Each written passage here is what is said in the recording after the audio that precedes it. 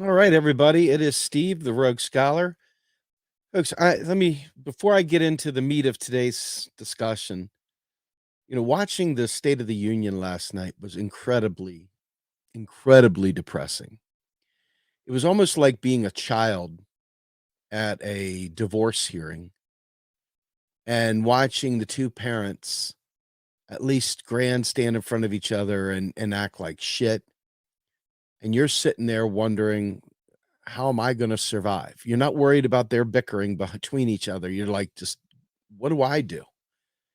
And it really made me feel gross because nothing that Biden said were things that to me spoke to things that I care about. And at the same time, watching the harpies within the Republican Party saying things, and I believe all this is theater anyway, but listening to it made me realize the cruelty that is going to be coming soon. If it's not already cruel now, it is going to be even more cruel later. And I didn't hear any mention of the things that matter to me at all. So it made me feel right off the bat like there's probably not going to be a whole lot of quality change. There's probably not going to be a whole lot of quality change going on.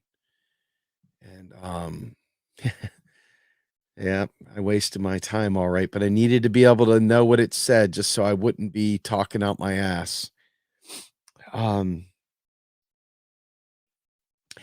Let me just say this.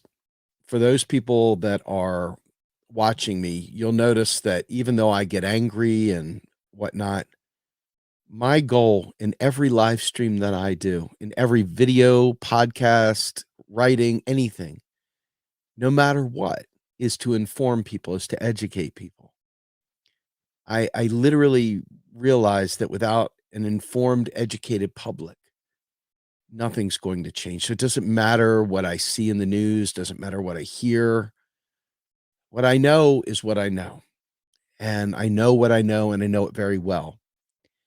And, for 15 years, I've been on this MMT train. You could say that I'm autistically devoted to modern monetary theory. And thank you so much, Double K. But the truth of the matter is that it took me getting rocked, absolutely rocked, to I don't know, to kind of get my head out of my ass and be able to retain the information that you and I see on the daily. Um, and I don't know how to explain this. For me, in the end, I recognize that my life is largely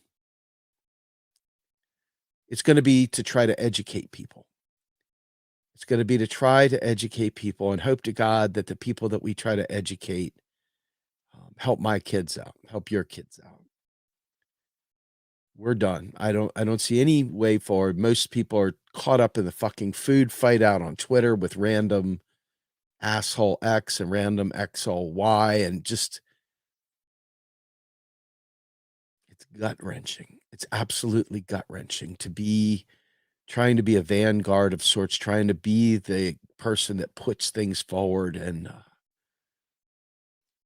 I look and I say to myself, if I was doing an effective job, I would have an army. I would have not an army, say, for me per se, but within this knowledge space. We used to, but they all thought they were graduating and they tried to move on to college or something like that and forgot the fact that it's the regular people that we've got to wake up. And it would be real easy to hang out and just talk to academics and get kind of smug and feel good about yourself. But the reality is that, for all my education and all my work experience and stuff, I'm in a hole like everybody else, except my hole requires a whole lot of explaining, and most people don't take time to hear the explanation. So you're sitting there trapped in a cell of your own inside your brain because nobody will take the time to shut up and listen. They wanna talk, and, I guess we all wanna talk, but the struggle that I feel is, like,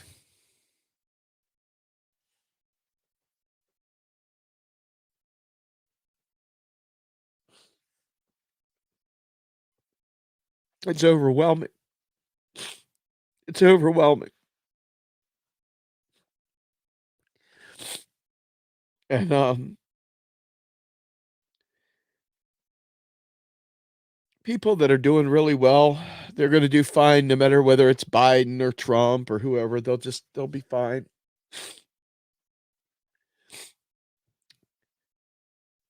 but,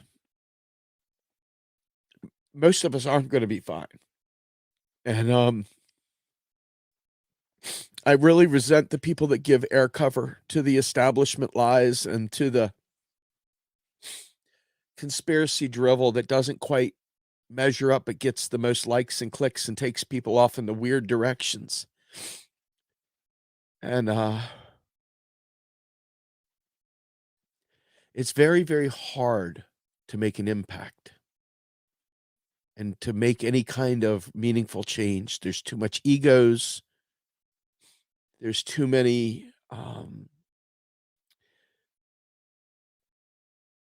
self-interests, too many things that have nothing to do with this important stuff. And I'm really struggling with the places I put my energy. Okay. Because if I don't see lights going on in people, if I don't see people taking the knowledge and doing something with it, if I don't see people respecting the amount of work that has gone into this, I feel like it's wasting my time and I feel like it's hopeless. I don't want to feel like it's hopeless, but I feel like it's hopeless. And it's hopeless for so many reasons, right? But I want to show you something real quick and then I'll get really into the meat of things. This is just a picture of some of the books that I have been reading. And, you think about all the effort that goes into that reading exercise, if you will, right? And you think about the fact that even, let me fix that so I can do a little differently because I want you all to see this so badly. Uh, really, guess doesn't much matter, but I want you to see it anyway. Um, oh well, I guess it's just not going to work out for me. So anyway, if you can see this, great. If you can't see it, great. It's a lot of work. It takes a lot of work. Every interview that I do, I read an incredible amount to get to the point where I'm saying what I'm saying. I really work very, very hard to try and put all the dots together. Um, and instead people chasing Bitcoin or chasing this and chasing that. And it's like the people that I talk to, the alt media hosts that I talk to, 5 minutes later, they're saying the same bullshit they said the day before. And so I kept thinking to myself, we don't have great outreach. We don't have people that understand how important it is to be present on Twitter, to be engaging and supporting and lifting. Just for whatever reason, people don't do it. People don't follow up on the comments to help elevate the content. So all that's out there is just trash. And you know, I uh I get weary, I get weary. I get exhausted and I feel desperate and I try and get people to push for more and it's very challenging. And but if I were to go out there and pick a fight with random YouTube channel, everybody come listen. Everybody would have a comment. Everybody would either troll me or whatever. That would get their attention, right? And so, I think back to how important it is to be able to listen to a State of the Union address and be able to dissect it, be able to break it down, be able to crush it. be able to fundamentally understand what's being said and be able to say, "Lie, lie, lie. There's a lie. I see the lie. Oh, that's truthful. Okay, that's hopeful." But be able to really, really break it down and have the analytical framework, not just of the money system, but of the power in society, understanding all the different material conditions, all the different factors that history plays in putting this together. And, I go to academics to hear from them. And, when I hear them talk, it's always so sanitary. It's always so clean and so almost Spock like, just logical, Captain. It doesn't take in the human condition. It doesn't focus on the people that are going to die. It doesn't focus on the things that I think matter.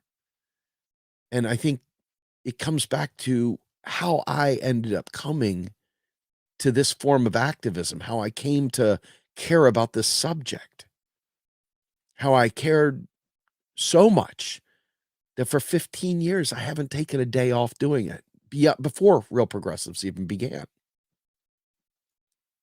15 years is almost a career, folks, and I don't get paid for this, right? It's like I put more time and more effort into this than I do probably my day job. And to my eternal dismay, my family to some degree suffers as a result of it as well.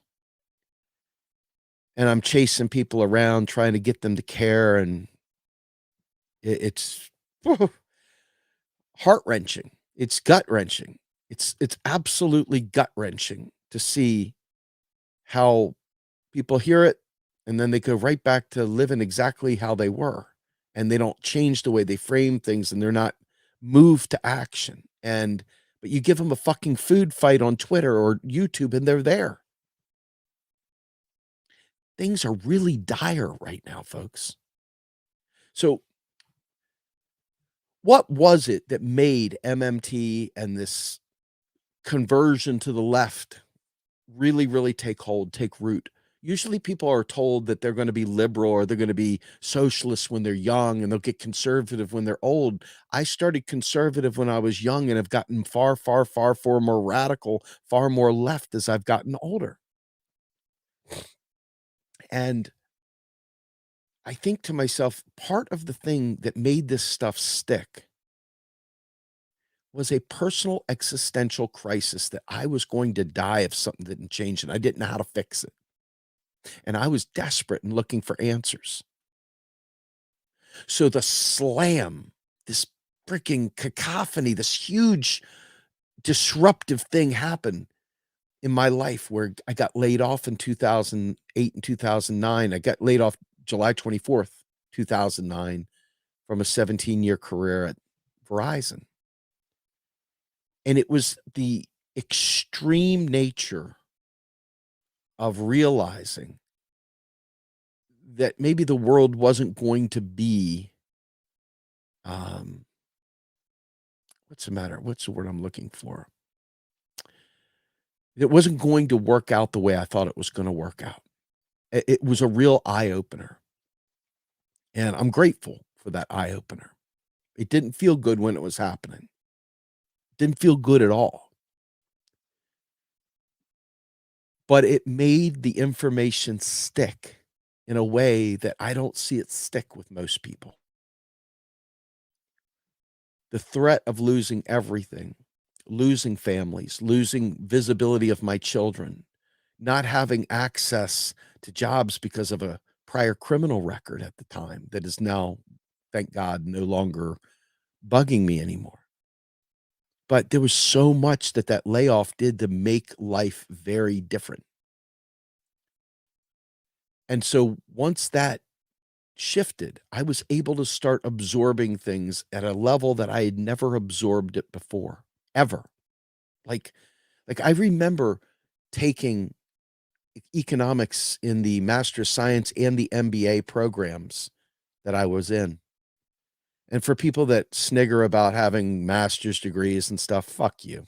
Just fuck off, right? Fuck off. I was a fucking homeless drug addict drunk that tried to say, "Fuck you, I'm as equal as any of you motherfuckers out there." And I decided that I was gonna try and do this. But because my parents didn't have money, I took on fucking huge debt to try and prove that I didn't deserve to be 6 feet under, that I was a decent person and had value and was gonna do something with myself. My father was so down on me, love him, rest in peace, Pop. He thought I should be an asbestos removal guy or a trash man because at least they had benefits. He had no belief that I could be anything other than just a burden, okay? So my effort to try and class jump, try to get out of this lower class, poor, drug addict, drunk mindedness was extremely expensive. I would have been better just to stay down than try to get up. At least that's the way the system treated me. But because of that real life, near death, freaking horrible on the edge in the system, you know, bend over and cough. Let me check your anal cavity to see if you have any drugs or weapons in your asshole. Shit like that. It fundamentally changes you. Fundamentally changes you. So as I started doing this MMT thing, I started out with full of excitement and enthusiasm because I couldn't believe that I had found the answer. Now I understand why they're not doing these things, or at least economically. I didn't understand power. I didn't understand class. I didn't understand any of that because they don't teach that stuff in school. You have to literally go out of your way to learn that stuff. So as I progressed through this and became just absolutely voracious in learning, I needed to find solutions. I became committed to this process of teaching people and getting them to wake up to MMT. Well, I got trolled very, very hard in the beginning, like hard, like in a way that I see people trolling people that are on big platforms today. Back when Real Progressives was the big dog in this place, we had 130,000 followers. Freaking, we'd have 300-400 people watching live streams at a time. Now we're lucky if we have 30, right? And I remember the trolls would come out and they'd say, "Crack open an economics textbook, you moron. Oh, what about the creature from Jekyll Isle?" And I'm thinking to myself, creature from Jekyll Isle, folks, don't you understand? Don't you understand that I came from that world? I was a libertarian. And if you look right here, right there, there's the creature from Jekyll Isle, smack dab in the middle. I got it there on purpose, right next to Marx's capital, etc.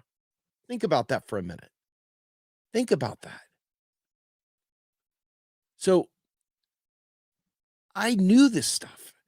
And I was trying desperately to teach other libertarians and right wingers because I came from the right. But in that world, until you fall flat on your face, they don't want to hear about struggle. They don't give a shit because to admit that you were struggling is a sign of weakness. And that weakness is something they will exploit and they will destroy and they will eat and devour. There is no compassion. There is only self. There's only you do. There's only you lift yourself up. You make it happen. You. All the pressure on you. And as long as you've got money and as long as your family took care of you, as long as you've got a trust fund, as long as you got whatever, you'll be just fucking fine. But if you don't, it's all about you again. It's all about the choices. So the reason this stuck with me was because I was absolutely desperate for change. And it doesn't hurt that I had spent many, many, many, many years in recovery, that I had been exposed to this process of unlearning and deprogramming and learning new behaviors. So I was already conditioned to change because I was a drug addict and alcoholic, and I needed to change. So by taking those same principles from Alcoholics Anonymous and really evaluating, doing fearless and thorough from the very start, to be at the turning point to be at that crossroads and have to make a decision, to understand that each and every decision I made at that point was more important than the next, that I had very much the opportunity to change my life. It was that freedom from the old stinking thinking that allowed me to approach MMT and divorce myself of the stinking thinking that I've been trained not only as a child growing up in a Reagan household, but as a former libertarian that learned Ron Paul bullshit and praxeology and Austrian economics and all that crap, moving right through Keynes and over into post-Keynes and then into MMT. And I'm not an economist, folks. I'm just a dude like you, or dudette like some of you all. I'm just a guy. I'm a jag. Just a guy that was desperate to see change. And so as these people trolled me when I would go live, as they would just rip into me and say horrible things about me,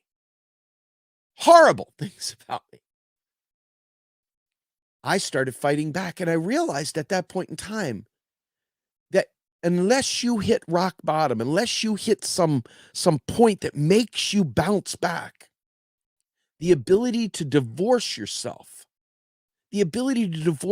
from prior knowledge is almost impossible. It's just passing knowledge.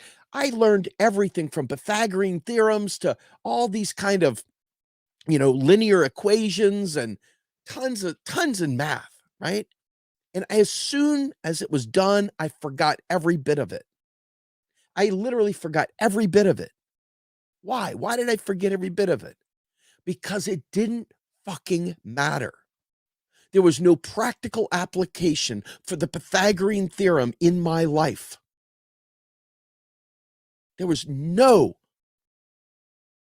real logical value in knowing the Pythagorean theorem. There was no logical value for me to know a lot of things. So immediately I would learn it, I would take the test, and I would flush it. But with MMT, it was different.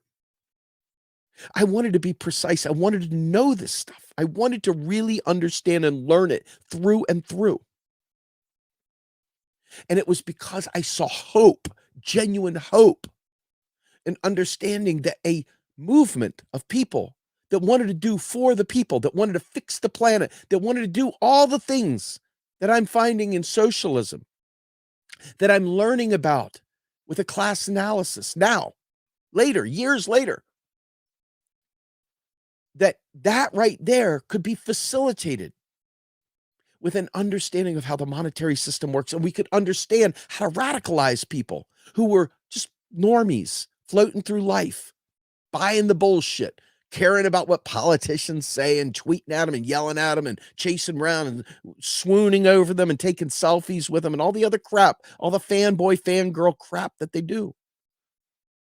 I realized in that moment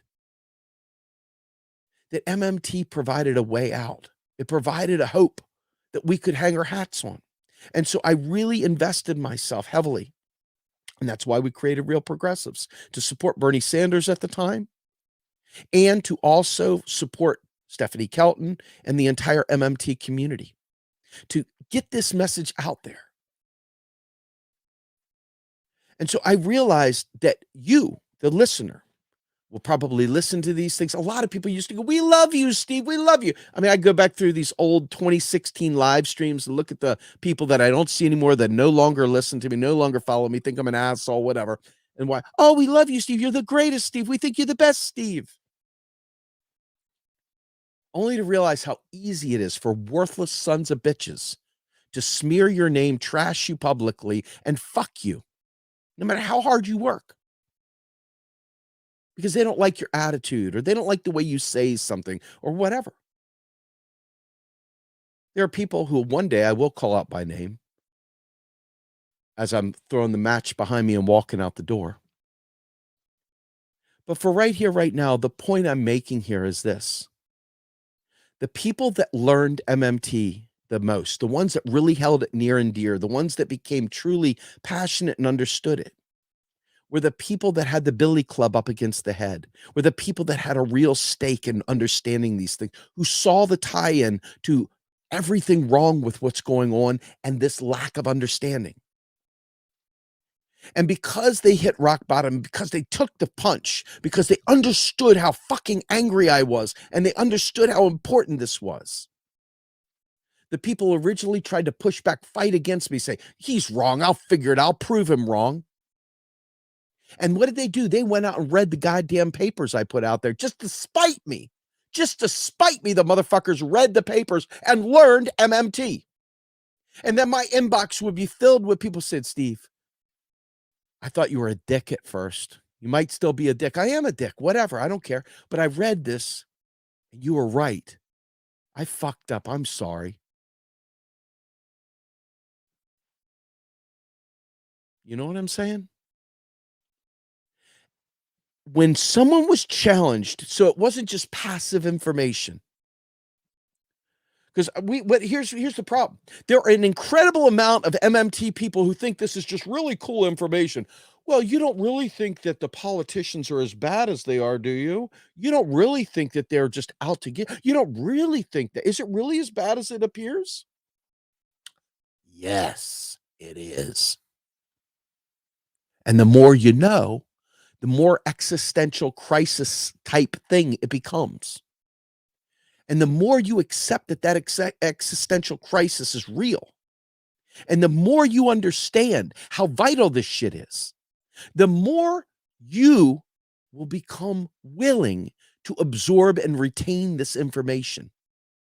The more the sun is shining on you and everything's perfect, you probably won't pay that much attention. It'll be more esoteric. It'll be like, well, actually, taxes really do fund spending. If you go into the TGA, if you do this, if you do that, actually, Chauncey, yeah, right?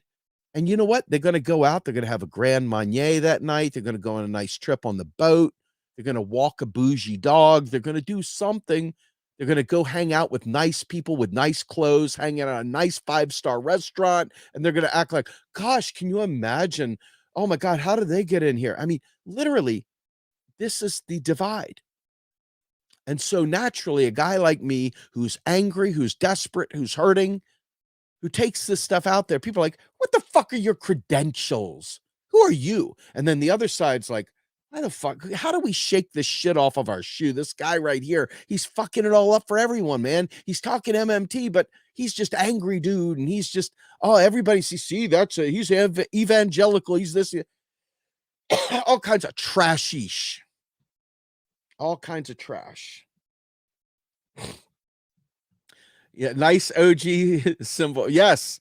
Actually, I have it up there because it's in tatters. You're exactly correct.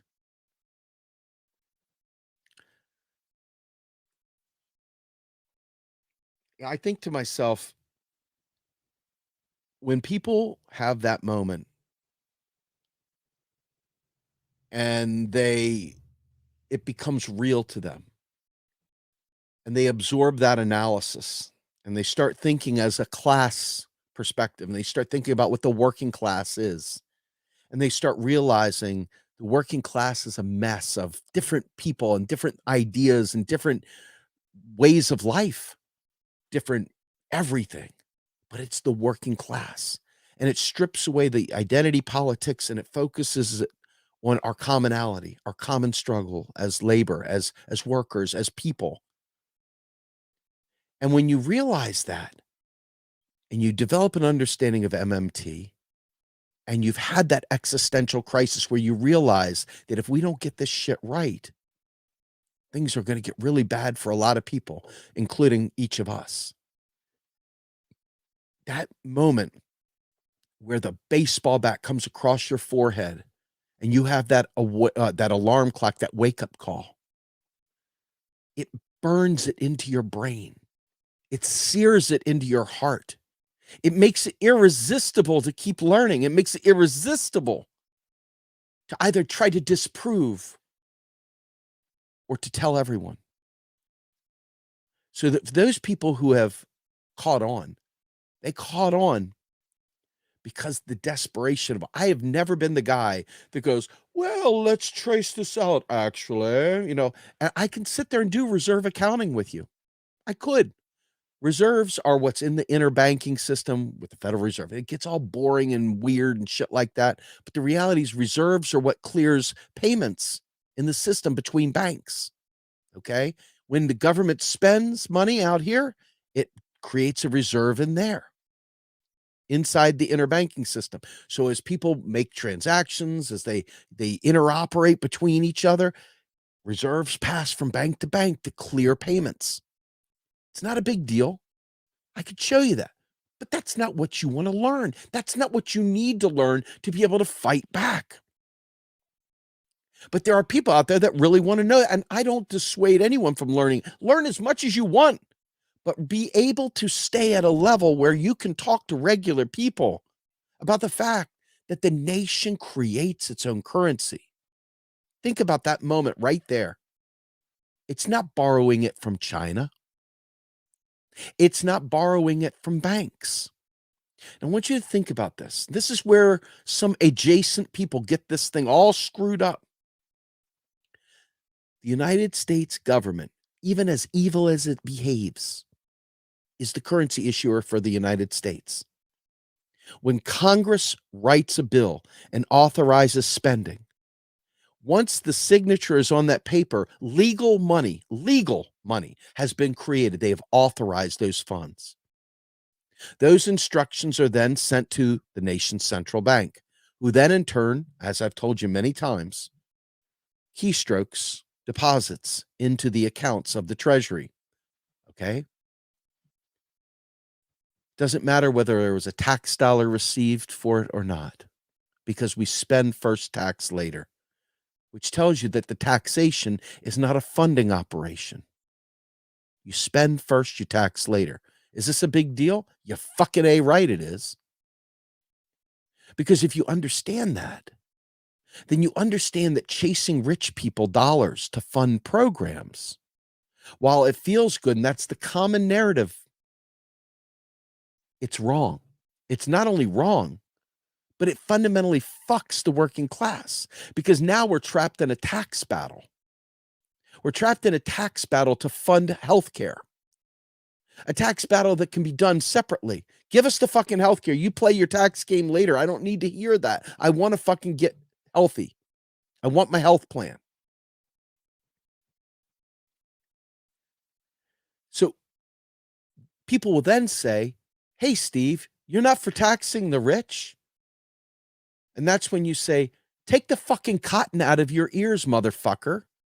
And they're like, huh? He's mean. He's disrespectful. No, I'm trying to make you fucking wake up. And I don't mind being your bad guy if it makes you wake up. If it makes you have that moment that I've been talking about this entire time, then it was worth it. I used to say, let me be a piece of dynamite. Throw me into the lake and let the fish come up to the top and let all the tone police scoop them up with their nets. I don't care. I don't need to be the finisher. My ego doesn't require me to be the one that prays the sinner's prayer with you for MMT. Okay? My ego doesn't require that. My ego requires that this connection, this fucking existential connection, hits you in the heart, hits you in the fucking head, and makes you say, God damn, this is important. That's all I care about. Somebody else fucking smarter than me can walk you through all the accounting steps. They can show you all these different deep things. If that's what you want to do, if you want to be an economist someday, there are ways of becoming an economist.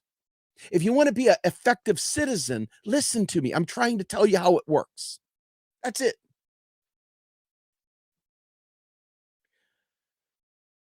So as I think to myself,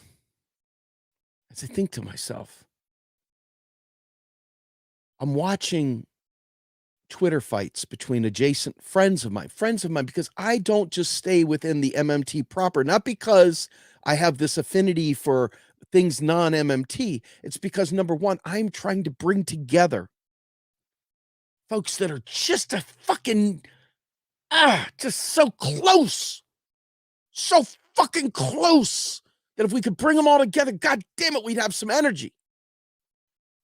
But instead, we're going to fucking parse words. We're going to get esoteric. We're going to get down there in this little It's little teeny niggling about some stupid fucking esoteric bullshit.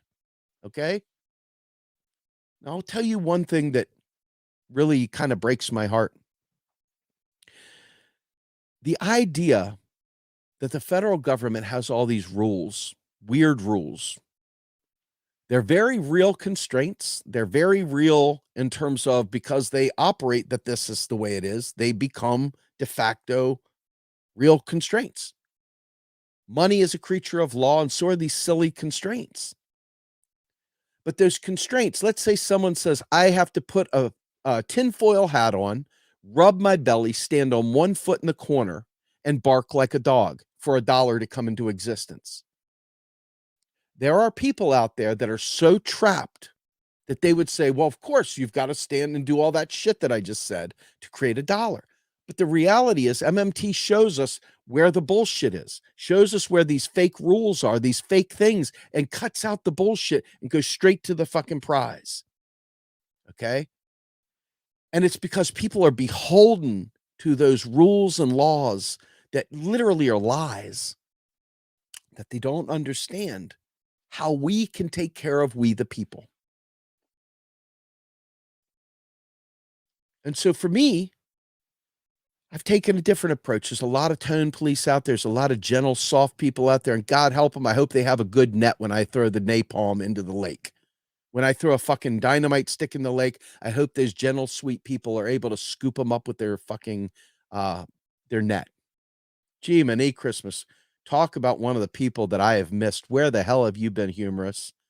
God, I love you. Here, let's read this. $100 super chat. Thank you so much. We so hatred. I'm saying we are so have so much hatred of others, fueled by what we think is true and what we want to be true without regard to what is true. We've lost all sight of distinguishing facts from opinions and truth. We lob grenades at one another when we could be sharing beers and opinions in pubs. Amen, my friend. That is exactly correct. So I think to myself, you know, you guys may not be religious, and I'm fine with that. I'm not here to preach any religion to you whatsoever. But take my analogies and think about them in the abstract if you can. And if I'm talking in a weird way right now, forgive me. This matters to me. Okay.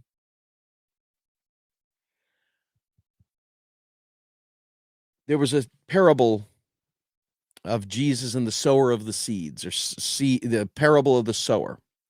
And it talked about planting seeds on 4 different types of soil, I think it was, and somebody planted on rock, somebody planted in sand, somebody planted it in fresh soil, and everything went great, right? And I kept thinking to myself, and this is going to sound crazy, and I'm okay with that. This is where the way I process information now.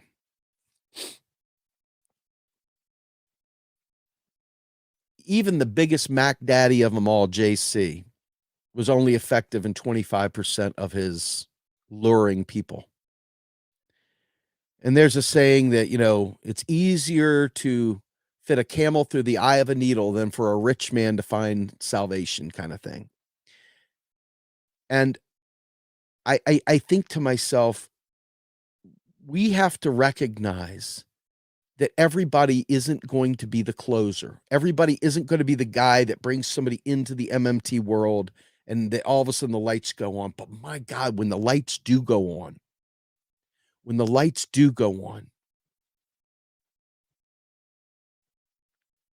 fundamental change starts happening. And you realize after a short bit that knowing MMT will only bleed you into a new realm. You'll have to start feeling compelled to learn the history. You'll feel compelled to understand the power dynamics. It's like, there it is. Why isn't it happening? Why is it? There it is, plain as day. Why the fuck isn't it happening? That's when a lot of the stuff that other people talk about, you find a common ground now. Now we know the corruption. Now we know the disinformation. Now we understand the power dynamics. But those people that started with the corruption and stuff like that don't understand the monetary system. So they end up chasing Alex Jones from Here to Kingdom Come. It's that hint of truth, but without an understanding of the see, the thing about MMT is that it's operational reality.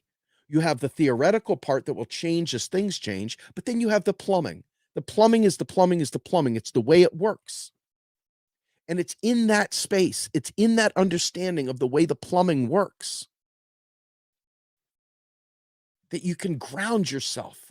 I was talking to somebody earlier and saying, isn't it nice when you can literally sit there and put your back against the wall and use something to peg yourself against it so you can brace yourself, something so you only have 3 battlefronts to face, not this one. At least I've got this. But see this fucking flag right here? Fucking disaster. It's an absolute disaster. You saw it last night in the State of the Union address. Fucking teabagging maggots and scumbag neoliberals. Nobody fighting for the working class for real. Nobody taking into consideration the real struggle that we're dealing with. And it comes back full circle. Then you're asked, well, what do you want? Trump? Or what do you want? Who are you going to vote for? What are you going to do? And all this stuff. And the reality is that when you know the things that I've told you, and if you didn't believe me, you went and fucking fact checked me, please do. Please read the things I put out there. Take the transcripts from our macro and cheese. Listen, read the stuff the people that I interview say. Don't take my word for it. Fucking do the work. It's worth it. It's worth it. It's worth it to skip Jeopardy on television or Family Feud or Real Housewives or whatever Netflix show's on to do this. It's worth it. I'm not going to tell you that it gets better with it, because I can tell you right now, once you know, you feel trapped because you're surrounded by people that refuse to learn. You're surrounded by people that won't learn. So you've got to bring them to a point. You got to bring them to that point where they're going to make that deep connection with their child struggling, that deep connection with their bank account struggling, a deep connection with family members dying of illnesses that they didn't need to die from, but because they didn't have money and some worthless piece of shit told you to just vote blue, but didn't have any analysis. And there your family dies because of this trash. It's maybe those connections that help you start realizing that we're fucked unless we fix this, unless we get out in front of it.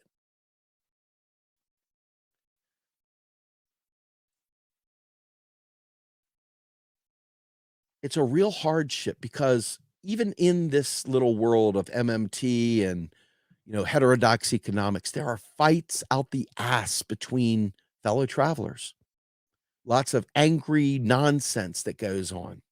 Lots of, well, you didn't say it the way I say it, so therefore, right? I say things in the most simplified way I can.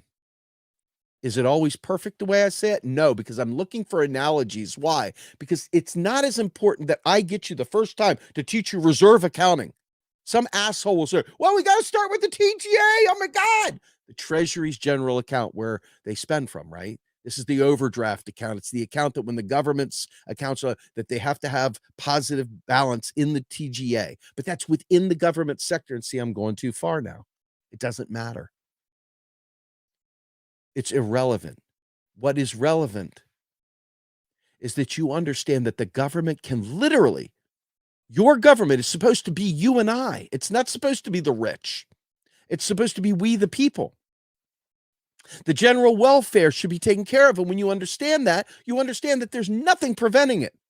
But they have a decided, distinct, real desire for you and I to live in precarity, to be exposed to their control, to be absolutely pliable when they want you to do certain work,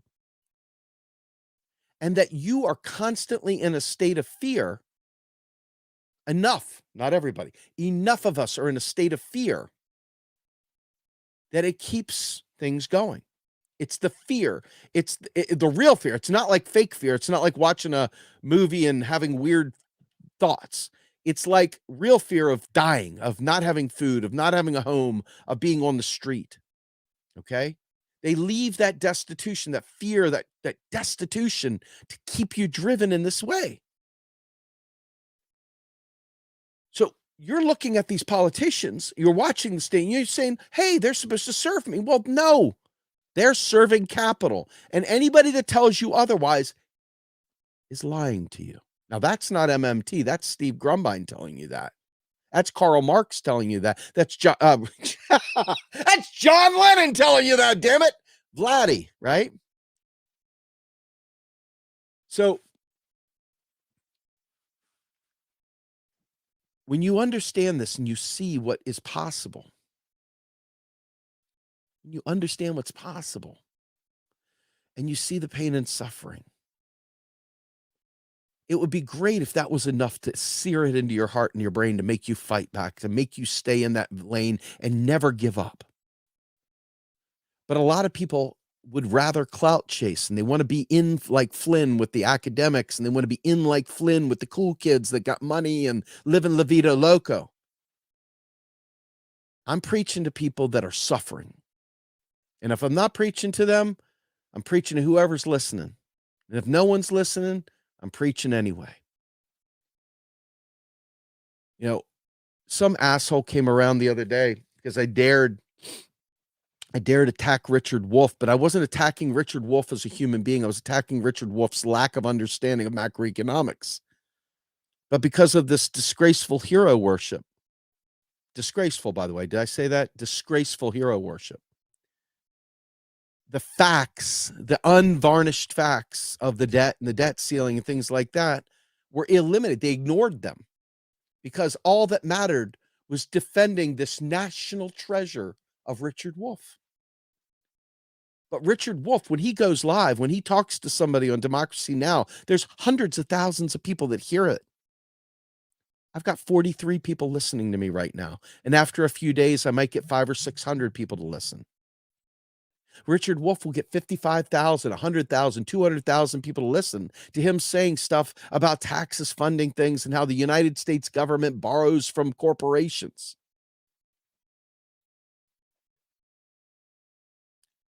It's almost like I'm climbing a greased pole because people listen to that trash, and it's trash, folks. It's not even, it's like he knows, he talks, he has definite contact with people like Stephanie Kelton. He even lifted her up years ago when her book came out, The Deficit Myth. But in the end, he still butchers it and fucks it all up. And millions of people hear him over the course of time. This is not against him. I'd probably hang out with, we probably agree on 99% of things, but this is such an important thing right here.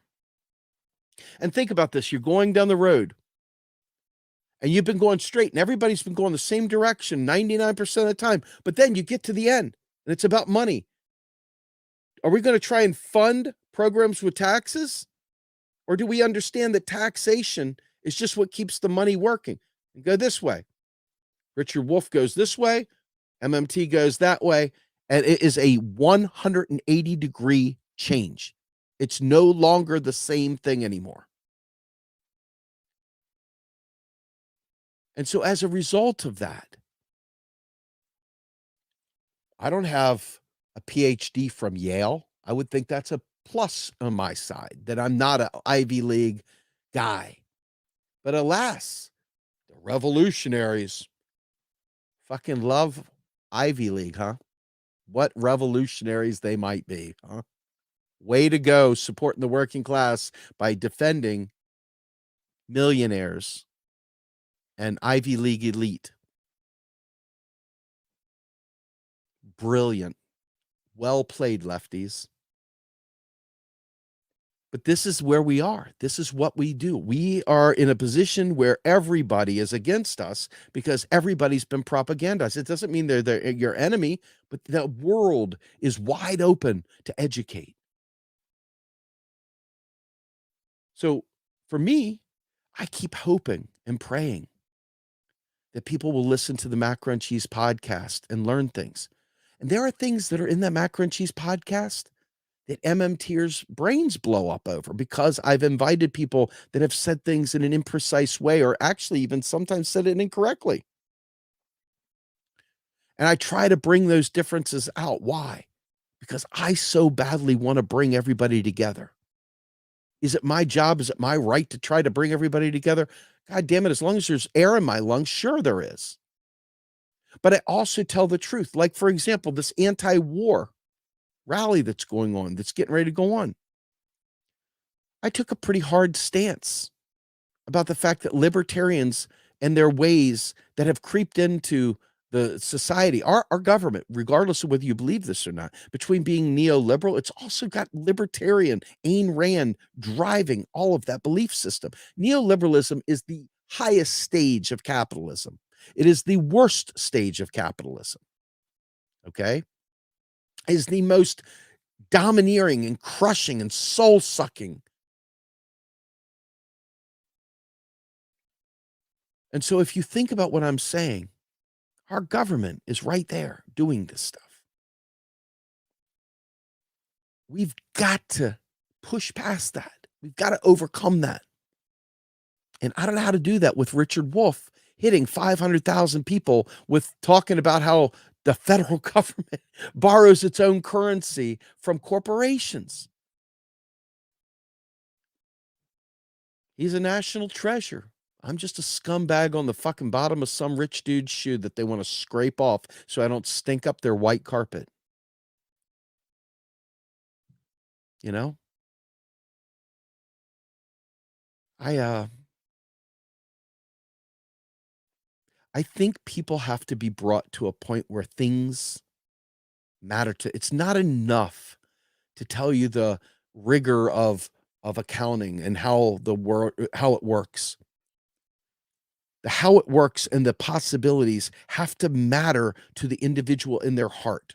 You have to hit them in their heart so that they believe it and they understand it and they see how it matters to them. And you've got to not care as much that they're your best friend because in the end, the world relies on people to wake them up. The world doesn't know it's asleep about economics. Am I saying that the MMT angle is the pinnacle of all things? I'm saying it is the pinnacle of understanding monetary systems in terms of what we have and what we could have.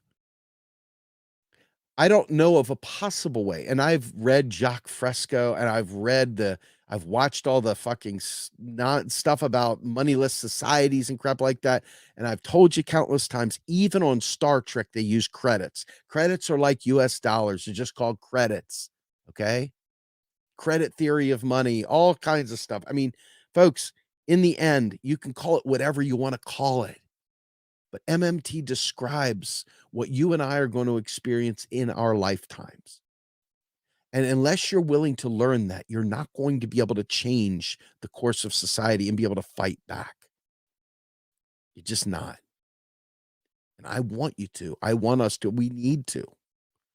And I don't want to get out there and do fucking food fights on Twitter. Hell, most of y'all don't even retweet my shit. So why the fuck would I why do I even try Twitter, right? Why do I even bother with it? Let y'all go fucking chase after people putting ivermectin and fuck you troll and, oh, he's a sellout and go out there and fucking play games on Twitter. Be all you can be.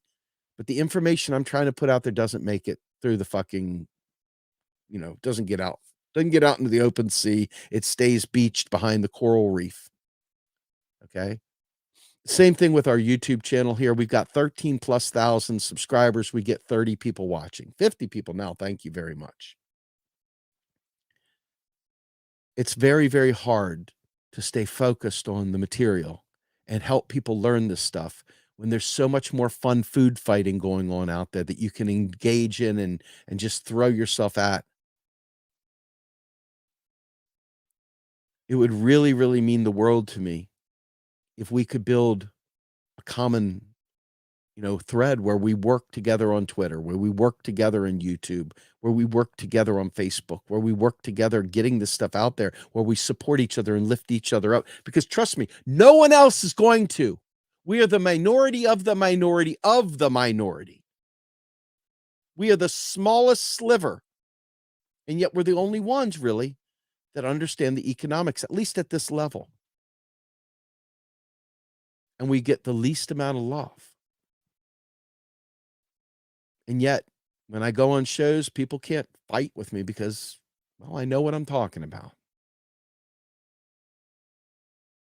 So, anyway. All right. Well, I am going to go ahead and close this sucker out.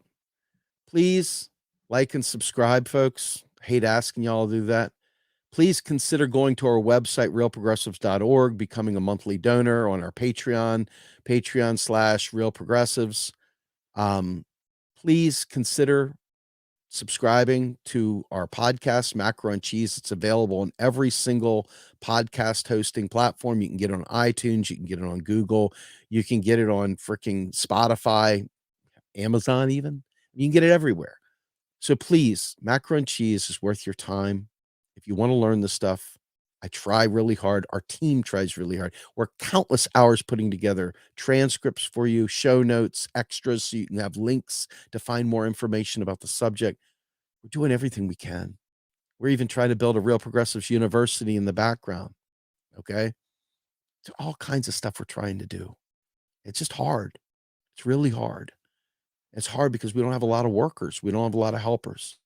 So we have the platforms. We have the supplies. We just don't have the eyes and the hands and the willingness to get her done. So anyway, please check us out. Help us out. I'll talk to you guys soon. Yeah, out of here.